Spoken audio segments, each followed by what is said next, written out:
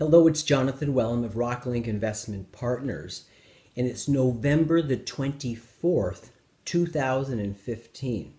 And yes, believe it or not, we're almost through 2015. Now, 2015 has been a fairly eventful year in sense of the volatility all around the world. And when we think of the North American markets, where we focus most of our attention, the Toronto market actually has been quite negative this year, and that's largely because of the oil and various commodities which populate our Toronto stock market. So as of yesterday, actually, the Toronto stock market was down about 8.2%. And then over the last 12 months, which would take you back to November of 2014, we're down almost 12%. And so it hasn't been a great year in the Toronto market. South of the border in the United States, it's been a little bit better simply because they don't have the heavy commodity exposure, and quite a bit of money has been moving into the United States. And so the S&P 500, which is the broad-based large capitalization stocks in the United States, really the most important index, that's up about 1.5% so far this year and about 1.2% over the last 12 months. So it's been a pretty tough year to make too many gains in terms of the marketplace.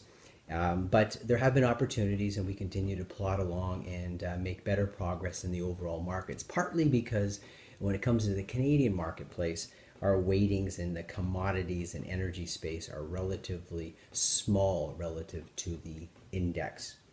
Now, a couple of issues I just want to mention quickly. First of all, geopolitical tensions. And then secondly, interest rates. So investors have asked, how do we respond to terrorism, given the terrible events that took place in Paris a couple of weeks ago, and also some of the other geopolitical events that are taking place. The whole issue of terrorism comes up. And how do you invest around terrorism? How do you position your portfolios? Well, what we tell clients is, again, we can't predict terrorism. We can't predict what events are going to take place in the world. And therefore, we always have to be prepared for difficult geopolitical events. And therefore, what we do is we buy good companies, good countries, good industries, strong balance sheets. And that's the way we invest anyways. And you have to weather the ups and downs and the challenges that will inevitably come from geopolitical events. You cannot be a short-term investor when it comes to geopolitical events. After the Paris shootings and killings, it was interesting that the market the week after actually went up quite a bit, which is totally counterintuitive. And it just shows that if you're taking a short-term view, typically you're going to be wrong. And so we continue to invest for 3, 4, 5, 6 years, looking at companies in really important industries like agriculture, financial, infrastructure, technology, healthcare, energy, precious metals, and so on. And we're not going to be deterred by terrible events, because that's unfortunately the nature of the world that we live. So it's full steam ahead, being careful, keeping some powder dry, and looking for opportunities to buy when the market becomes weak. The second issue I just want to mention quickly is this whole issue of interest rates. As we've seen over the last 7-8 years, there's been virtually no increase in interest rates. In fact, interest rates have continued to come down, down, down, and down.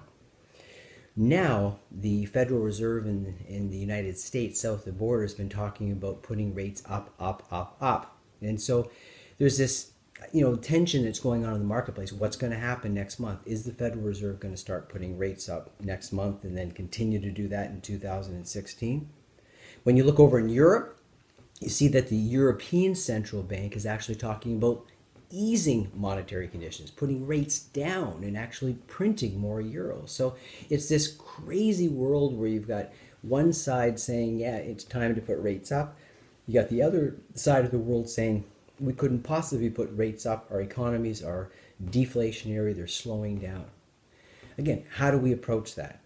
The way we look at it is we have to, again, take a balanced view, look to the long term, and continue to buy great companies. We do not believe that the central banks around the world can put interest rates up very much at all. The debt levels are extraordinary. And there's no way that interest rates can go up very much without kiboshing the economies and driving us into depression.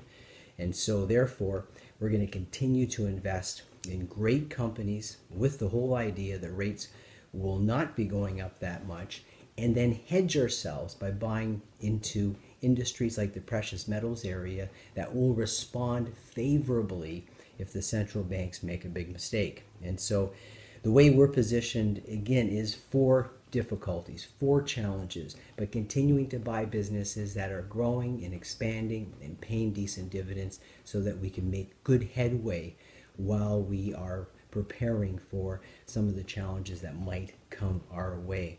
So when it comes to terrorism, you can't predict it. You've got to be in good investments, good assets. When it comes to all this interest rate talk, we don't really take it that seriously. We have to invest through it, and it doesn't really change the types of businesses that we're investing in. We are prepared for volatility. We've got some cash on the sidelines, and we will take full advantage of market choppiness. Now, recently, just to let you know an update in terms of the business, we're excited that the Ontario Securities Commission granted us a registration as an exempt market dealer and also as an investment funds manager. And so we are looking at early in 2016 launching a Rocklink product, a Rocklink fund. It'll probably be under the name of, use another name rather than Rocklink, but it will be all about investing, value investing in a select number of businesses that are well researched, and then putting those actually into an investment fund. Now, the reason I'm excited about that is because it allows us to expand our investment team further. We've got Paul Ferrugia, we've got Andrew Chang.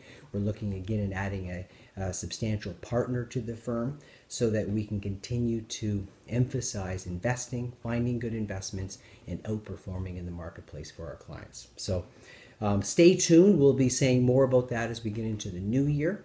And we'll be giving you more information and in terms of the business and expansion as that information develops. So hopefully that's a useful update for you as we approach a market where almost anything can happen on any one day, and nothing surprises us anymore in terms of some of the challenges out in the market and some of these geopolitical events that are taking place today, just with the shooting down of a Russian plane by the Turkish authorities and so on. I mean, these things will happen, and we have to invest through them and not get derailed from our long-term strategy.